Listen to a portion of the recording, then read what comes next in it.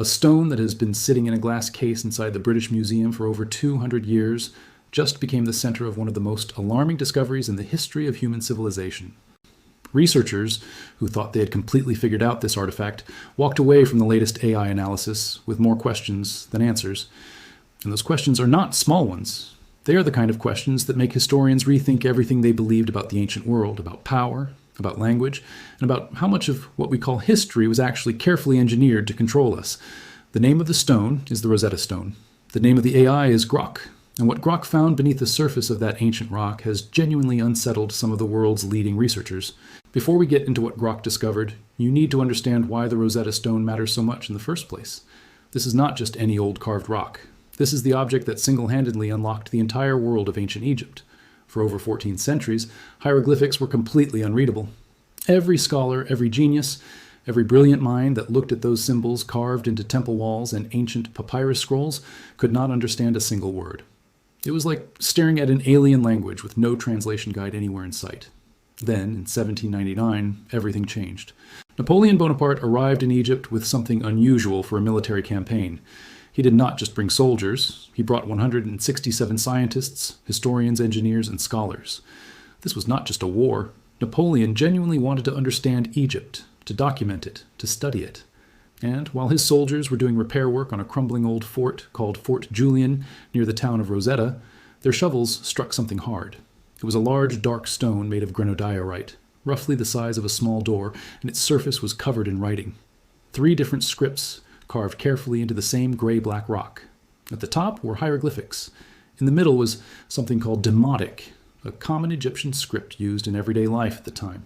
And at the bottom was ancient Greek, a language that European scholars could read without any problem at all. A French officer named Pierre-François Bouchard immediately recognized that this was not an ordinary discovery. He had it secured and sent directly to scholars. The logic was breathtakingly simple. If all 3 scripts said the same thing, and scholars could already read Greek, then the Greek portion could act as a key to crack the other 2. The idea was correct, but putting it into practice took another 23 years. When Napoleon was eventually defeated and British forces took control of Egypt in 1801, the stone changed hands. Under the terms of the capitulation of Alexandria, dozens of Egyptian artifacts were transferred to Britain. The Rosetta Stone was among them. It was shipped to London and placed in the British Museum in 1802, where it has remained ever since. Every year, millions of visitors pass by it, look at it briefly, maybe take a photograph, and move on. Most of them have no idea that what they are looking at is possibly the single most important piece of carved rock in all of human history. But even in the British Museum, with the world's greatest scholars studying it, the stone kept its deepest secrets hidden. The Greek text could be read, but hieroglyphics remained silent. The 2 men who finally cracked the code came from very different backgrounds and approached the problem in very different ways. The first was Thomas Young, a British polymath who studied the Demotic section in the middle. He noticed the oval-shaped cartouches that appeared in the inscription. In ancient Egypt, these oval frames were reserved for royal names. Young matched the symbols inside the cartouches with the Greek text and figured out that one of those names was Ptolemy. It was a massive breakthrough, but he could not go further. The man who crossed the finish line was a French scholar named Jean-François Champollion. He had spent his entire life preparing for this moment without even knowing it. From childhood, he had studied ancient languages obsessively. He knew Coptic, which is the final surviving form of the ancient Egyptian language.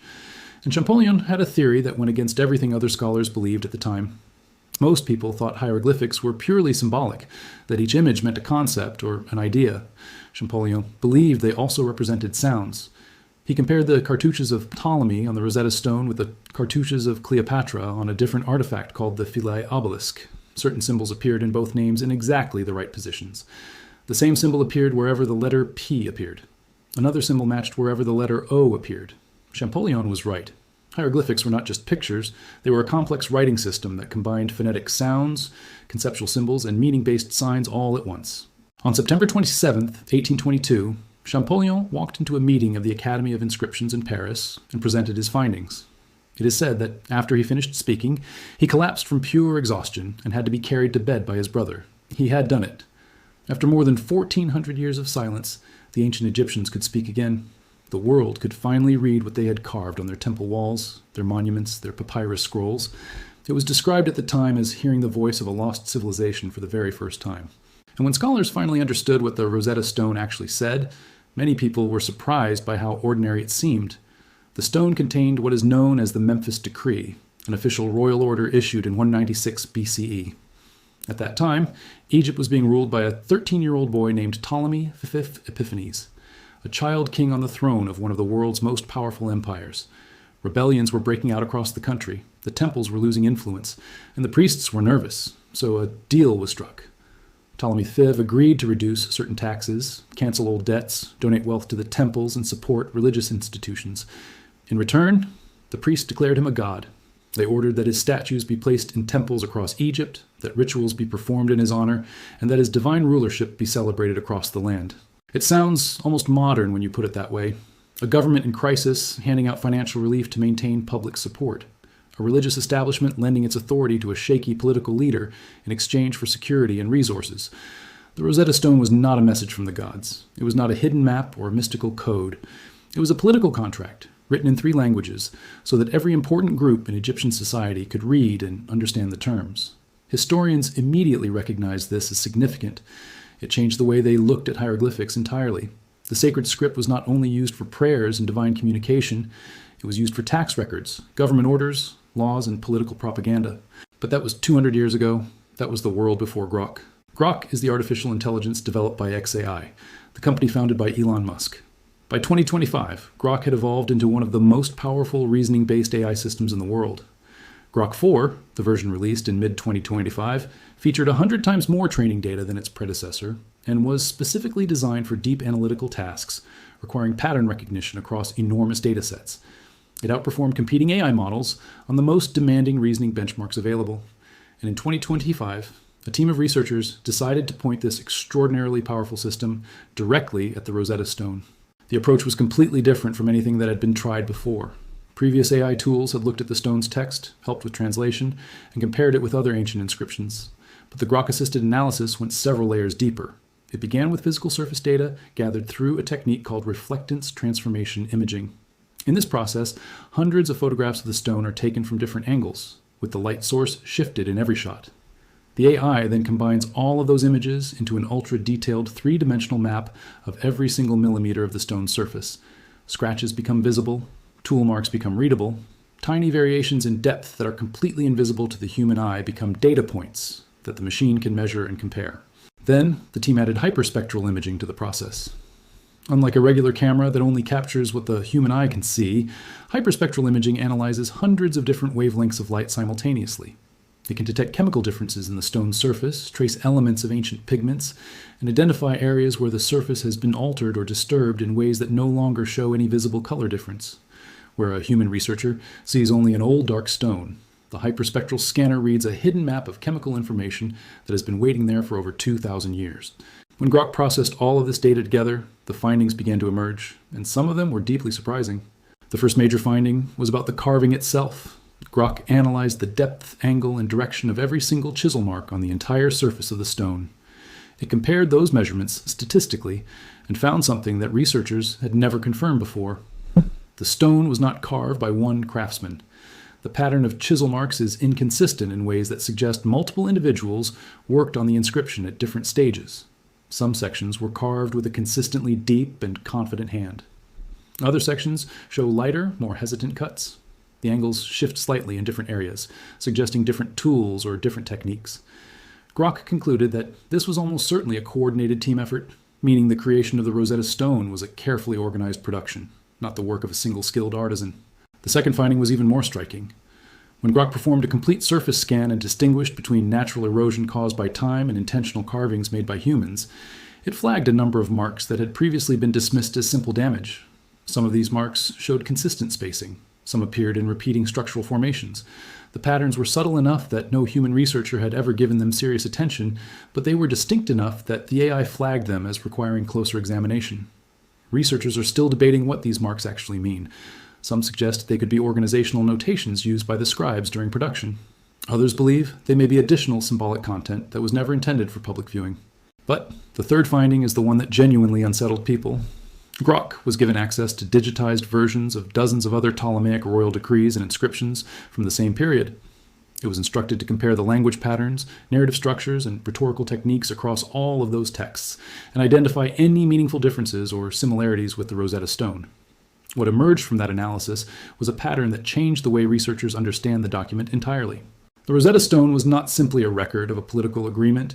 It was a precisely constructed piece of mass communication, engineered to deliver different messages to different audiences simultaneously, using the same words, but in ways that would carry different weight depending on who was reading them. The Greek text at the bottom of the stone was designed for administrators, military officers, and Greek-speaking bureaucrats who ran the practical machinery of the Egyptian state. For that audience, the decree emphasized legal structure, the formal ratification of the king's authority, and the practical benefits of the arrangement. The Demotic text in the middle was aimed at educated Egyptians, government clerks, and merchants. For that audience, the language shifted to emphasize community relief, the forgiveness of debts, and the king's generosity toward ordinary people. And the hieroglyphic text at the top, the sacred script used in temples and in the presence of the gods, was directed at the priesthood. For that audience, the decree spoke in the language of cosmic order, divine appointment, and religious duty. The same decree, written 3 times, but each version fine-tuned to manipulate the values and concerns of a specific audience. Grock identified this not through guesswork, but by measuring the frequency and placement of specific rhetorical structures across all 3 versions, and comparing those patterns against hundreds of other ancient texts. The 3-audience strategy was deliberate, coordinated, and deeply sophisticated. It was not just propaganda. It was precisely targeted propaganda, designed by people who understood that different groups respond to different kinds of appeals, and who had the organizational capacity to craft those appeals into a single physical object and distribute copies of it across an entire empire. This finding reframed the Rosetta Stone completely. It had always been understood as a key that unlocked a language.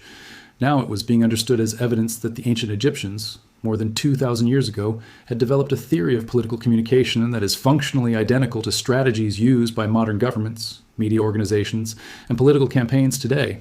They understood audiences. They understood framing.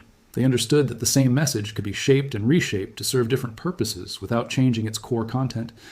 And they built that understanding into the most famous stone in human history. Grock's analysis also connected to broader developments happening simultaneously in AI-assisted archaeology. By 2025, systems like Ithaca, developed by DeepMind, had been trained on nearly 78,000 ancient Greek inscriptions and could predict missing text and damaged documents with remarkable accuracy. A system called Anias was being used to reconstruct incomplete Latin inscriptions, and at Bar-Ilan University, a separate AIs had achieved 98% accuracy in reading ancient cuneiform tablets, the wedge-shaped writing system of ancient Mesopotamia, without needing any equivalent of a Rosetta Stone to decode it. The machine taught itself through pattern recognition alone.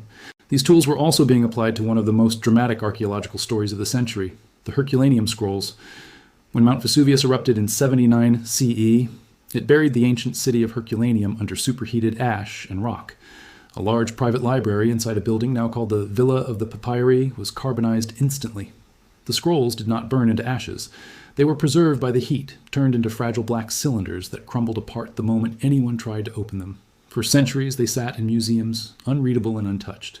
Then in 2023, a global competition called the Vesuvius Challenge was launched with a prize of more than $1 million for anyone who could read the text inside a sealed scroll without physically opening it.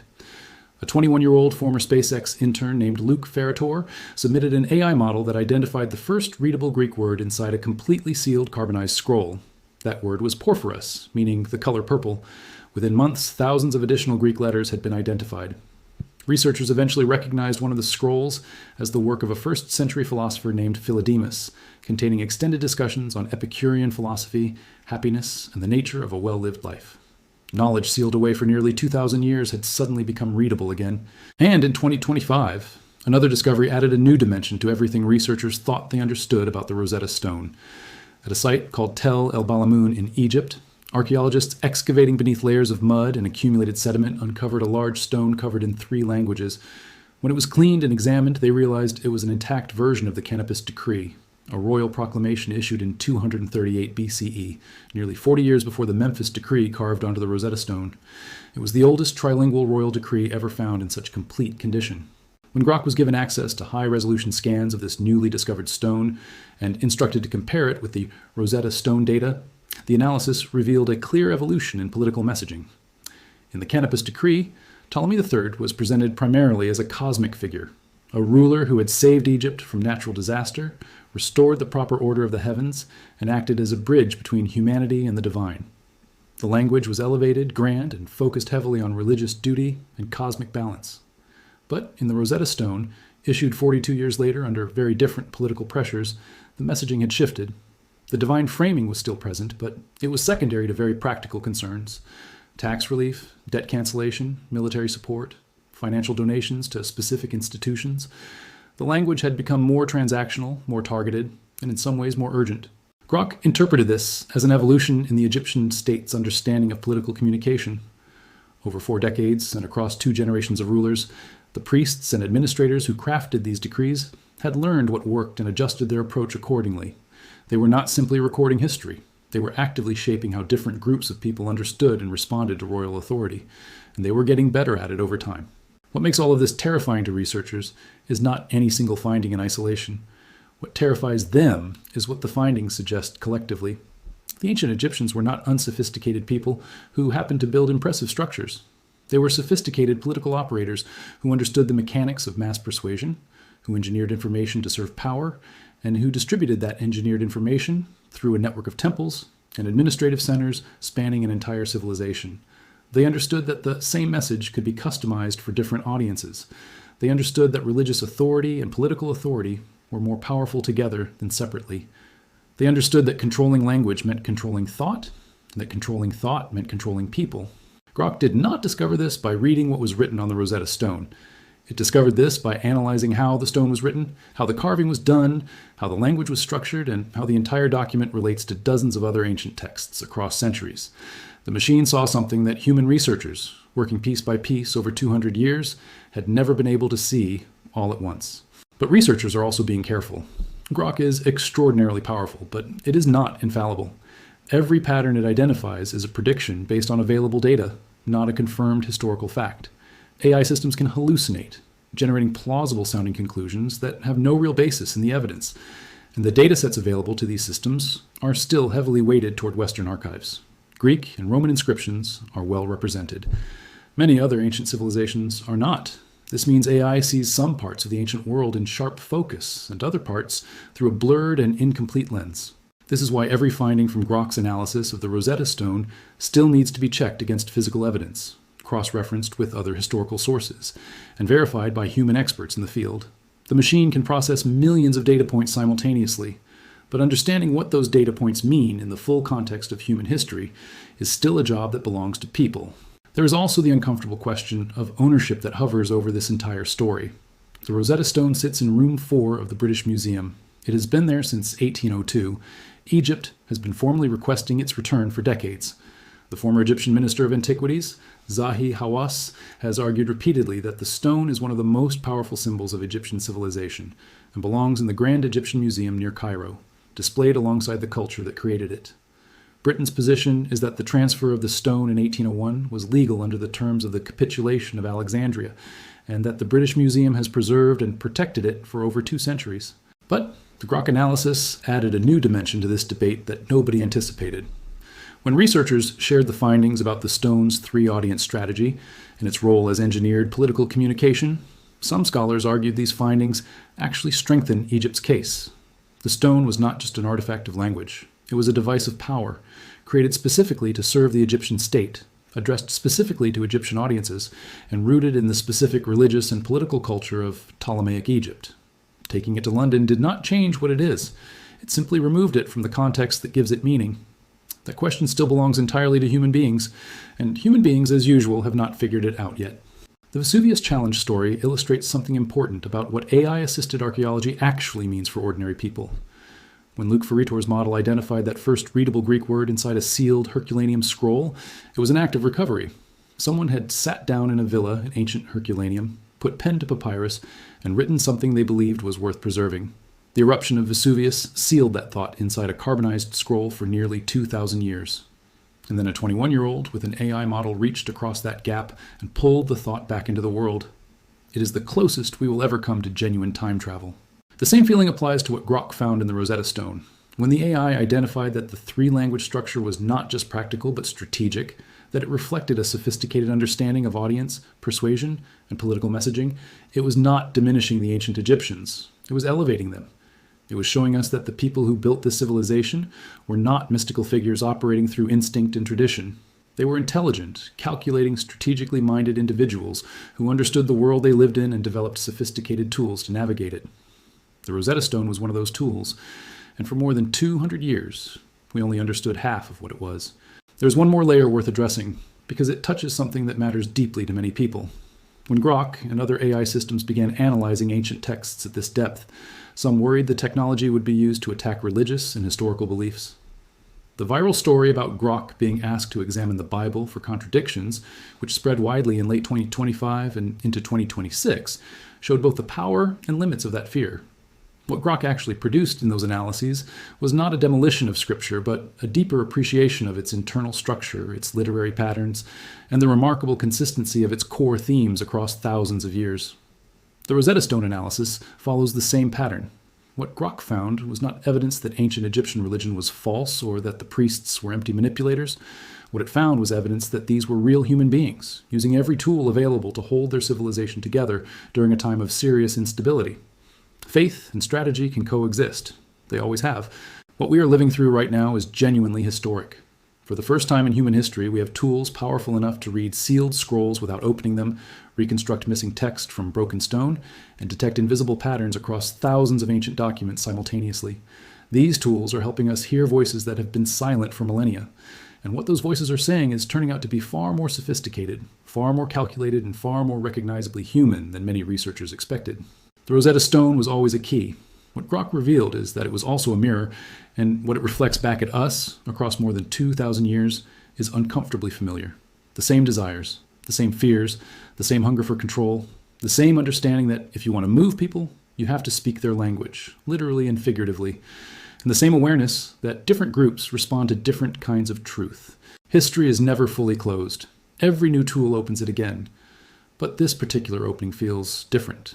Because what Grok found in the Rosetta Stone is not just a new fact about an ancient artifact, it is a warning that the technologies of persuasion and control are not modern inventions. They are ancient ones, and the people who mastered them first were not so different from us. They built magnificent things. They carved their message into dark stone that they believed would last forever. They were right.